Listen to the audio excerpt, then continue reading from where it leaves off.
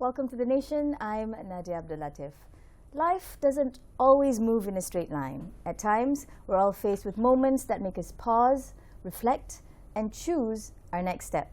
Today's conversation is about exactly that, choosing forward. Joining me to unpack this is ZHARIFF AFANDI, corporate trainer, and of course, the author and co-founder of the Malaysia Centre for Wellbeing. Thank you for joining us. Good afternoon, Nadia. Good afternoon to you too. I think 2025 has sort of like zoomed past and we're now at the end thinking about where do we move next and what to expect. So I want to start with that. How do we look back without getting stuck? When you look back at the year, what stayed with you? And in those big moments, as well as the quieter ones, what struck you the most? I think this year moved really quickly. I think generally, I guess as you get older, right, it does generally feel like time does move faster.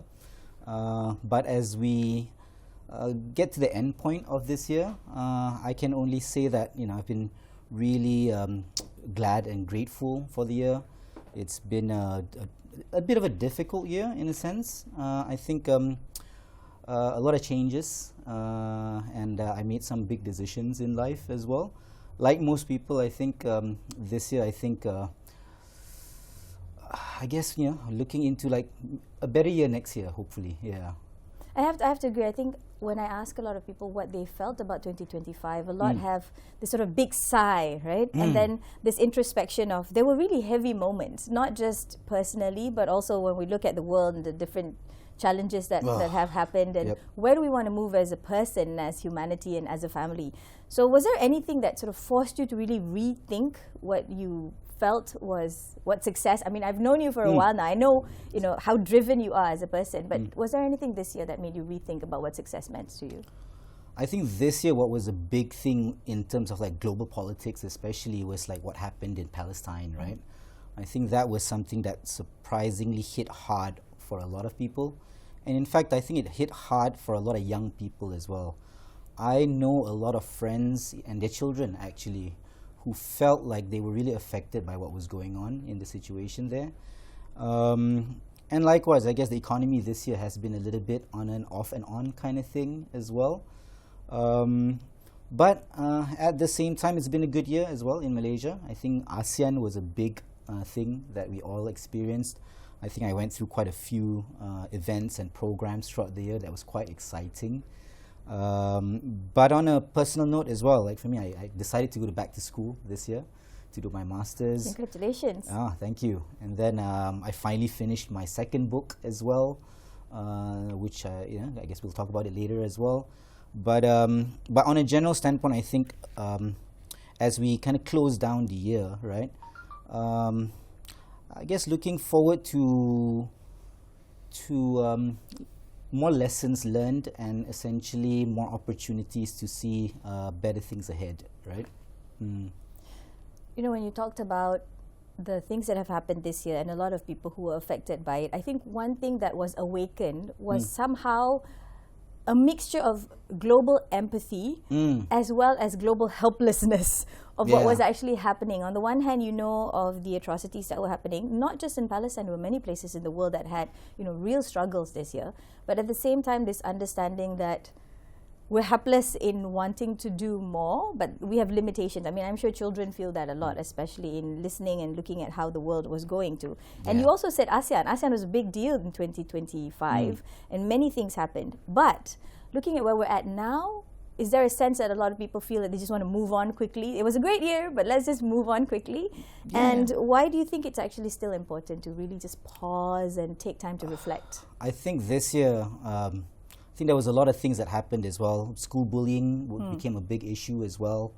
There were incidents, right, that were very unfortunate that happened this year as well. I think parents and young people were affected by quite a few of these incidents. I think when we look into like what happened in our schools, right? So yeah, it was a bit concerning looking at statistics in terms of especially mental health statistics. But I'm also hopeful because at the same time there's been quite a lot of great initiatives, programs that kicked off and were basically response, by those incidents. Yeah.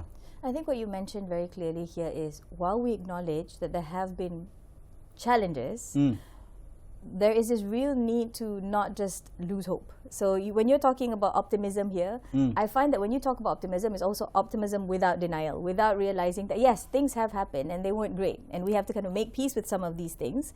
But optimism, I find, is sometimes mistaken as pretending that everything is okay, that we can move on, that whatever happened wasn't a big deal. How do you personally understand when we talk about optimism? Because you were talking next year we have to move ahead.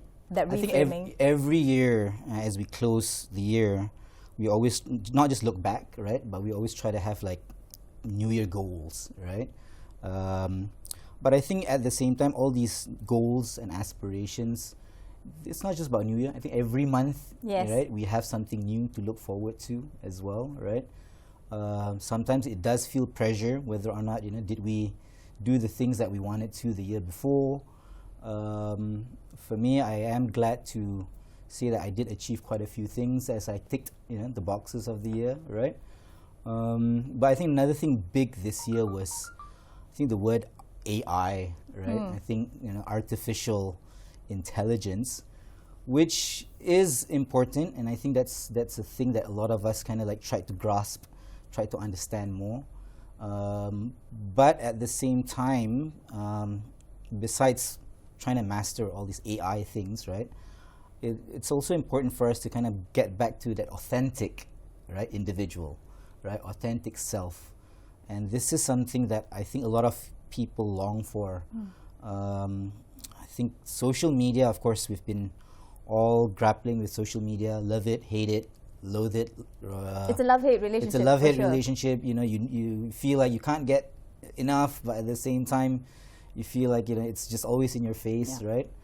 But yeah, I think as for me at least, just trying to close down and feel back your authentic self and kind of see back what their priorities are actually. A lot of people talk about setting goals for the year. And there are many ways of doing this. Some people write their New Year resolutions. Some people chunk it down to every month, I need to have a target. Some people have done away with New Year resolutions altogether. But you deal with youths and you actually intergenerational people that you work with. How important is it in your mind to, set those goals for yourself? Well, you said authentic self, right? I think it's very easy to kind of lose your way along the year. In 2026, you might start with 10 things you wanted to do. And then by middle of the year, you might feel kind of a bit punched in. And you might feel a little defeated because of all of the different things that you didn't have planned. You can't plan for everything. No, of course. So, what are some of the things that you've been able to do to really hold steady and not be cynical of the situation that's happening around? I think getting back into like what's most important within, right? For me, at least, I felt like I got to connect back with, I guess, my spiritual self, right? Recently, we set up this initiative called Malaysian Center for Wellbeing, and this was a response because of, as I said, seeing not just statistics, but seeing the people around us, seeing the situation that was going on both locally and nationally, as well as globally as well, that people needed more avenues to connect and reconnect, right? And reconnect with what? With both yourself, with others, and maybe the Almighty as well, right? So, but finding that how was important, and for me as well, it's a continuous learning process. So I continued to learn the how as well, went through different courses as well again, went back to school as well to finish my master's as well. So this year taught me something quite important actually, is that it's never too late to relearn and upskill oneself. And as the year ends and begins, right, that becomes even more pertinent and even more glaring as well. No, definitely. I think I've had situations where you get that itch, right? Do I go back to school? There's so many things that are new that you're now interested in. I suppose when you're younger, you learn because you have to learn. But when you're a little bit more mature, I don't want to say older, but when you're a little more mature, you're like, there are so many areas of the world that you might want to understand better, and learning is one way of doing it. Going to university is one, but basically, the whole life is a university in itself. But when you're talking about optimism, and you said, okay, I learned something very important about myself. I thought, okay, I'm going to go back to uni and I'm going to finish this up. And you did your master's, came up with your second book. That takes a lot of grit. That takes a lot of determination to, okay, I'm going to do this. I'm going to finish it. Right? It does. It does. I think this year I did feel like, you come to a point that you need to learn more. You need to grow. And unlearn and relearn. And unlearn and relearn. And that's more difficult, actually. Yes. Because sometimes we do get in a comfort zone. And the thing about comfort zones is that, it feels comfortable, right? But it's not... It feels safe. It feels safe, but it doesn't necessarily facilitate growth. In fact, sometimes when you're in this comfort zone, you might feel stuck or stagnant, even at some point, right? And this is where when one feels stuck or stagnant, right, they need to do something, right? And looking back, reflecting back, needing to do something, to me, I think that you can't really do something if you're not learning, right? And then that's where the relearning, unlearning, upskilling comes into play. And I think it becomes even like, I guess the whole format of learning has evolved a lot as well. It's surprising, like even me doing my master's now, 90% of my classes are all online. Okay. Right? I've only got maybe I've done one physical class, right, this year. But that's interesting. I think that whole dynamic of learning is evolving quickly. Yeah. How we learn as well is evolving quickly. The modes and methods that we are pursuing our own growth, right, is shifting as well. It's shifting, definitely. But I guess you just have to embrace it, not be afraid to try, because sometimes it can be a bit daunting. Daunting, yep, exactly. Yeah. ZHARIFF, you mentioned, having that courage to learn, relearn, unlearn, finding the strength within, understanding your authentic self. And you went through that journey with this book, actually. It says, The Seeker's Journey to Inner Well-Being, The Modern Path Towards Understanding Islamic Mindfulness, Tasawwuf, and Tazkiyah an-Nafs. And I think this kind of links very nicely to when people talk about the Maqasid Sharia. You're talking about the relationship between the person and society, the person and the person, the inner self and the person and the creator. So choosing forward, right? When we're moving towards 2026, and when we say choosing forward, what does that mean to you in everyday life? And what are some of the gems that we're expecting to find in this amazing book? Tell me a little bit more about it. I think one of the things I learned most this year, right, or I felt like a whole new paradigm of thinking, is how we look at religion, right? I think there is a cliche statement that religion or Islam, for instance, is a way of life, right? But what does that essentially mean, right? So I think most people see religion as this dogmatic practice, right? Dogmatic, rules of not to do. Transactional as well, right? Making sure that when you do anything, right, it's all about trying to get into heaven, not trying to get into hell, right? But we forget about the personal development journey that we go through. And one of the things I learned this year was how much wisdom, knowledge, and information essentially in Islam, right, that contains this whole idea of ilm al-nafs, or the knowledge of the self, right? And I guess that appreciation of divine knowledge became a little bit more obvious this year as well. Yeah. So this book was a reflection of that. I traveled quite a bit the last couple of years around Indonesia as well. Traveled to Slovenia as well. Had my time in Istanbul as well. So those trips essentially got me to really see the world a lot differently, right? And understand my relationship with the people around me and relationship with God, essentially. And also the wisdom, as I said, that was available, that we sometimes forget that it's there. Yeah. Yeah. Now, if we think about 2026, what do you think are some of the things that people should just stop carrying with them? Fears, frustration, habits. What are some of your thoughts? What would be things that you would want to stop carrying? I think sometimes when we do things right, you get success, but sometimes you do things and you fail as well. And I think sometimes when that failure comes in, it can be traumatizing to some degree, but then you realize that actually that trauma is really just within.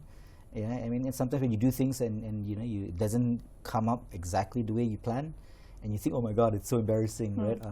How can I do this? But people are all going through their own thing as well. So you start realizing that people don't really care too much about how you're doing, because they're going through their own thing as well. So to me, I think it's all about reflecting back, that focusing on not being afraid of what people think, I think is going to be a major thing, because of social media, of course. Sometimes you feel like it's so connected yet so disconnected, but in actuality, everybody really is going through their own thing. So I guess I guess we shouldn't forget about taking care of each other as well. I think one of the things as we end the year and start a new year as well is to start asking each other, our friends as well, how they're doing as well, right? So things like that, basically reconnecting with the people around you, reconnecting with God as well, and just not really being too concerned about what people think. That's a really big one. Not being concerned about what people think in a time when it's all about likes and validation and being concerned about what people think. Yeah, exactly. Right? So I think that to detach from that, I think is going to be a huge challenge, irrespective of whether you are a world leader or whether you're a 12-year-old. I think the world has moved into, to your point, this connection but disconnection, because it feels like everybody's in their own bubble now. That everybody's got their own version of reality. To your point, you said, you might think that you've majorly done something wrong and you're embarrassed by it, and only to realize that nobody else really sees it because they've got their own thing that they're going through. Exactly. So and you've done a lot of this, I mean, with the work that you've done with the Center for Mental Wellbeing, etc., right? But for someone who might feel stuck right now, what would be your message to them? What would be a realistic step of moving forward? Because you said, not worrying too much about what people think is an easy thing to say, but a really hard thing to do. Yeah, I realized when we started this Center for Wellbeing, we started receiving a lot of inquiries and a lot of people seeking out help, right? But actually the things that people were really seeking out was just simple connections, right? Most people, I think, feel quite alone these days, despite being connected with all sorts of platforms and media platforms and social media platforms. But sometimes they also just want to be able to talk to someone real as well. Surprisingly, and this is going to sound paradoxical, AI also has helped a lot in some ways as well, because I think sometimes it's hard to reach out to people, and there are these platforms that are surprisingly effective as well.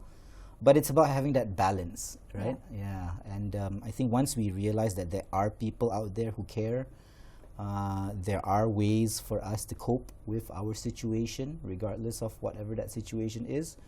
And ultimately, I think to be able to be patient and ultimately grateful over the process. Sometimes we think it's going through difficult moments is hell, right? But it's those difficult moments that are essentially important that enables us to grow. Oh, definitely. Yeah. You reminded me of this quote that says, what the caterpillar thinks is the end of the world, its creator calls a butterfly. Exactly. Right? Yeah. So it's that process of hard knocks that you have to go through when you're thinking, okay, this is the end of it. I've reached the end of my patience, of my gratitude, of my sanity, and then you realize, oh, hang on, actually ada lagi. It hasn't actually ended. Yeah. So where do people find this book, and how do they get connected to the the Center for Wellbeing? Okay, so first thing on the book, people can get the book at, I think you can find the book at most major bookstores.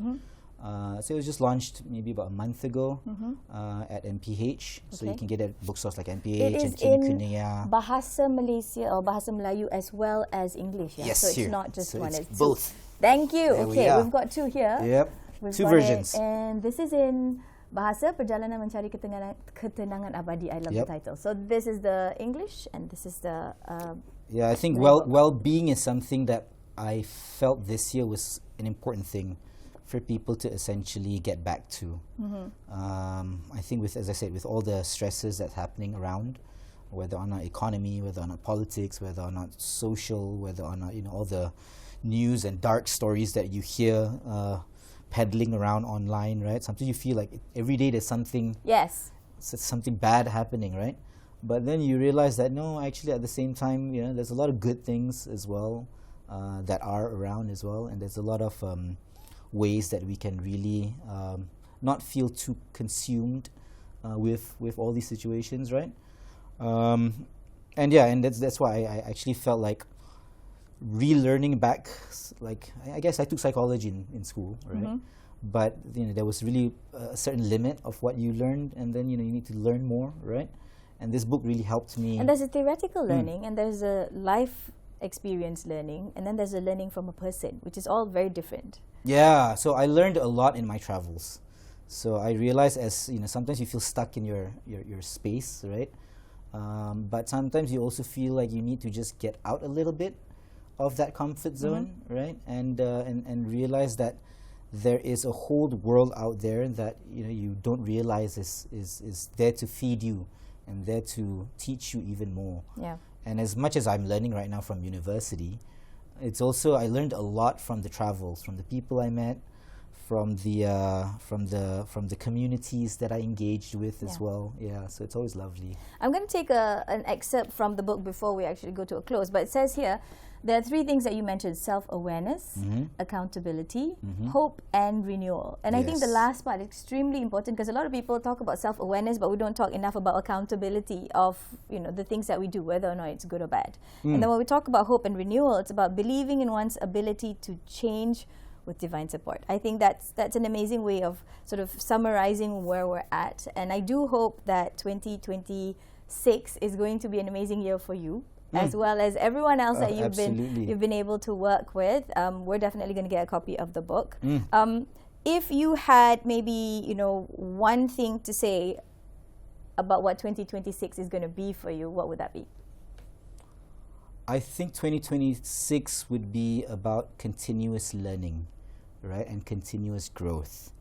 Like for me, I have an opportunity this next year. Coincidentally, I'll be going to Japan sometime in August for a fellowship. So you know, it's one of those things that I realize that sometimes when you do something and you realize, because a lot of things didn't work as well, but I try to not focus on the things that didn't work, right? Because sometimes you know you can get stuck in a loop when you do something and then it doesn't work exactly the way you want, but then you don't realize that as you don't focus on those things that don't work, there's a lot of more doors and a lot more windows and a lot more opportunities out there.